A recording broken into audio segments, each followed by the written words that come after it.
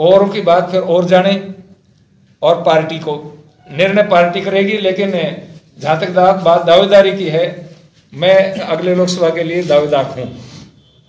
बिल्कुल मन है चुनाव लड़ने का, और वो इसलिए कि स्वामी सुमेधानंद को अपने लिए कुछ नहीं चाहिए।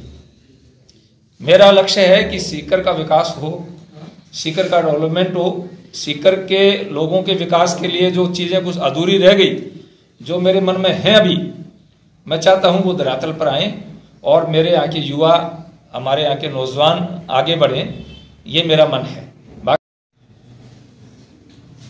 कुछ भाइयों के मन में था कि सचिन जी मुख्यमंत्री बनेंगे, तो उनको भी धोखा रहा। अब कह रहे हैं मुझे अनेक लोग मिले कि महाराज गलती होगी, अब 90% वोट आपको ही देंगे।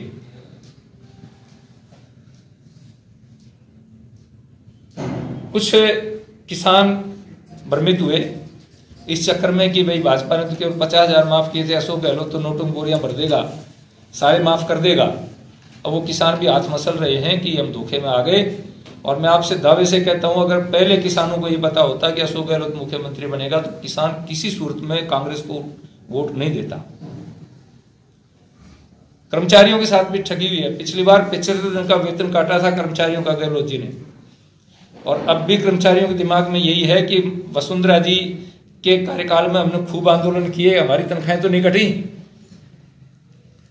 लेकिन अब अगर लोकसभा तक, तो ये जैसे किसानों के लिए कमीशन बना दिया, एक समिति बना दी, और समिति बना करके मीटिंगें करते रहेंगे लोकसभा तक। लोकसभा के बाद में अशोक गहलोत का एक जुमला मैं बार बार कहता हूं कि खजाना खाली है।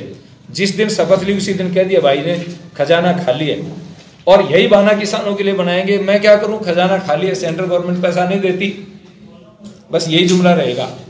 तो अब किसान वापिस समझ गए हैं कि ये आदमी ने कर्जा माफ करने वाला है, कमेटियां बना करके और धोखा दे करके, और लोकसभा में कोशिश करेगा कि सीट निकल जाए। लेकिन फिर कहता हूं कि लोकसभा में ये हंडी नहीं चढ़ेगी। अब तक तो ये यही नहीं बता पाए हैं कि तुम्हारे पास में कर्जा माफी का पैसा कहां से आएगा, किन किन लोगों के कर्जे माफ करोगे, डिफॉल्टर का भी कितना करोगे।